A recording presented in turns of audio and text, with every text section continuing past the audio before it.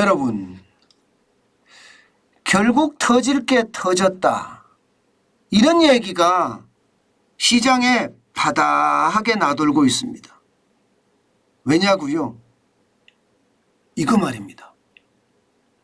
중국의 2분기 경제 성장률 0.4%예요.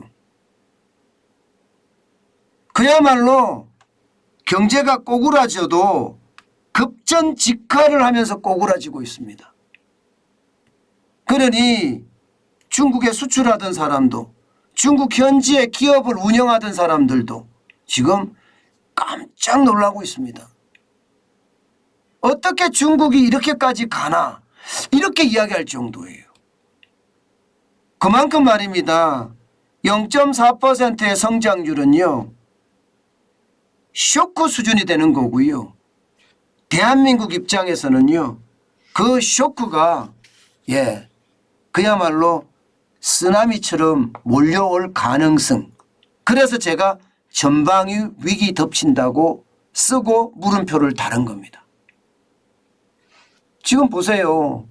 중국의 경제 성장률이라는 게 0.4%라는 것은 거의 뭐 전무후무한 일이라고 봐야 됩니다. 왜냐고요? 2020년 1분기에 마이너스 6.8%까지 내려간 적이 있습니다. 이때는 위기였어요. 코로나 위기가 전 세계를 덮쳤고 중국의 우한폐렴이 중국에서 창궐을 했었어요. 그렇기 때문에 외부로부터의 충격 내지는 내부로부터의 충격이 가해졌을 때 나타나는 그런 낙폭이었거든요. 그런데 지금 말입니다. 2022년 2분기 도대체 왜 마이너스는 아니지만 0.4%까지 내려갔느냐 이겁니다. 게다가 전분기는 4.8%예요.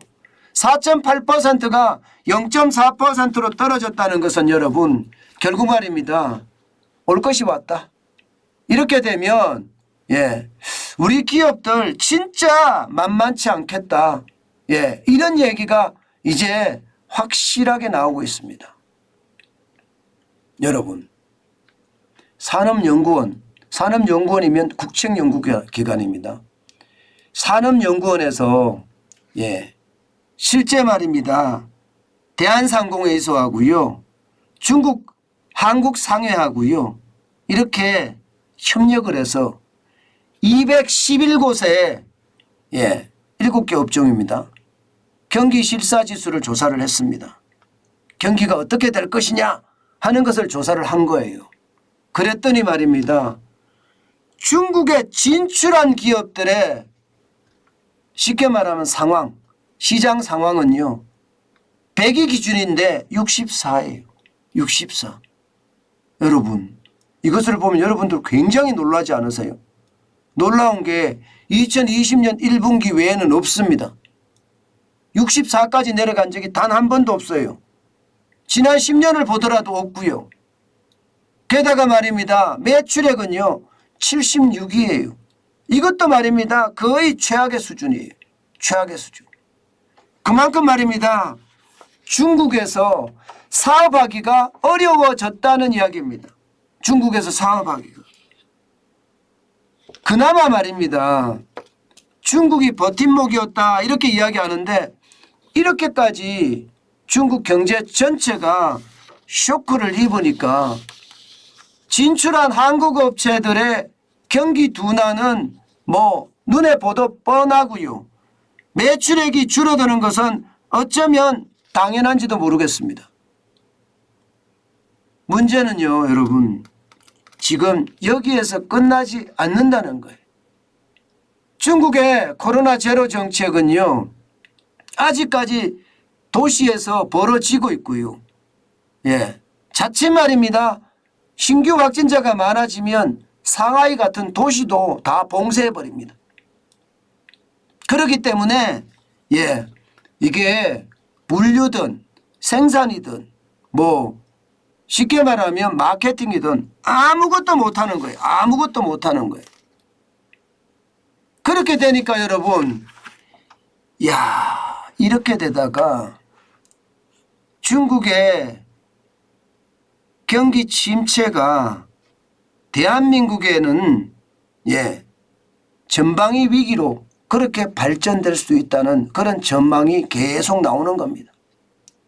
산업연구원이면 국책연구기관인데 국책연구기관에서 이렇게 이야기하고 있는 겁니다. 여러분 이거 한번 보세요.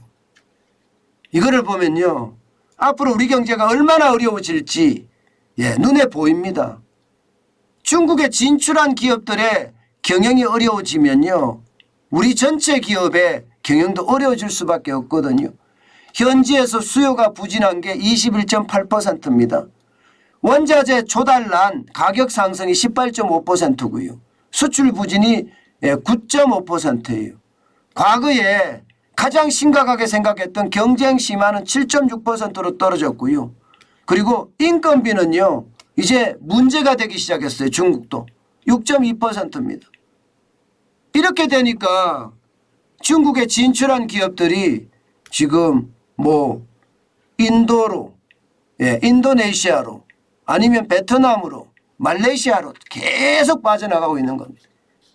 중국에서는 더 이상 사업할 수 없다고 이야기합니다.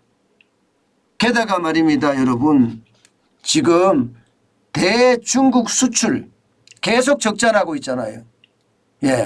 지금 벌써 지금 5월 달에 적자죠. 6월 달에 적자죠. 7월도 1일부터 10일까지가 적자예요. 이렇게 되면 대중국 수출은 만성 적자가 될 가능성이 굉장히 큽니다. 그렇게 되면 될수록 말입니다. 우리 경제 전체에는요. 완전히 최악이라고 이야기합니다. 그럼 여러분 중국이 2분기에 바닥을 쳤느냐? 바닥을 쳤다고 생각하는 사람들은 아무도 없습니다. 아직도 중국은요. 3분기가 2분기보다 더 나빠질 수 있다는 그런 이야기도 나옵니다. 물론 소매 판매가 조금 늘고 이게 PMI라고 해서 제조업 구매 관리자 지수가 조금 늘었어요. 그래서 전체 생산은 좋아진다고 이야기하지만 이게 전반적으로 또 언제 코로나19의 확진자가 늘어날지도 모르고요. 늘어나게 되면 또 코로나 제로 정책이 들어가서 도시 전체가 폐쇄가 되기 때문에 쉽지 않다는 겁니다. 결국 말입니다. 이렇게 됐을 때 대한민국은요. 수출도 굉장히 힘들어지고요. 대중 수출 비중이 지금 23.4% 정도 되잖아요. 그러면 수출도 힘들어지는 데다가 현지 기업들의 경영도 어려워지고요. 또 현지 기업들이 제대로 물건을 만들어서 국내 기업으로 계속 부품을 보내줘야 되는데 그렇지 못하면 어떻게 됩니까? 그렇지 못하면 국내 기업까지도 타격을 받을 수밖에 없는 것. 그게 지금 현실입니다. 저는 지금 대한민국은요. 특히 기업은요. 절체절명의 위기라고 저는 생각을 해요. 지금 이 위기를 잘못 이게 극복하잖아요. 그러면 돌이킬 수 없는 긴 침체가 기다리고 있다. 저는 그렇게 생각합니다. 긴 침체라는 게 결국 디플레이션 온다는 이야기잖아요. 저성장의 저물가. 일본식 불황이 온다는 이야기예요. 저는 그렇게 될 가능성이 굉장히 높다고 봅니다. 지금 정부는 아니라고 이야기를 해요. 무슨 디플레이션이냐 무슨 일본식 불황이냐 그렇게 이야기하지만 여러분도 알다시피 일본의 산업구조나 우리의 산업구조가 별반 다르지 않고요. 일본의 출생률이 낮아지는 거나 우리가 출생률이 낮아지는 것도 별반 다르지 않습니다. 오히려 일본은요. 인건비만이라도 그나마 가격 경쟁력을 유지하려고 노력을 했고요. 우리나라는 노조가 세기 때문에 인건비도요. 부담으로 지금 작용하고 있고요. 오히려 더 상황이 나쁘다고 봅니다. 저는. 그런 상황이라면 장기 불황도 염두에 둬야 되는 것 아닐까. 저는 그런 생각 진짜 많이 해봅니다. 여러분 이게 제가 지표를 가지고 여러분들에게 하나씩 설명을 드리는데 그 지표들이 굉장히 나빠요. 아직까지도 이게 회복된다 아니면 조짐이라도 보인다 이런 지표가 없습니다. 그렇기 때문에 우리 스스로 말입니다. 이게 위기가 올 것이라고 생각을 하고 거기에 대한 대응책을 마련하는 것 저는 굉장히 중요하다고 생각합니다.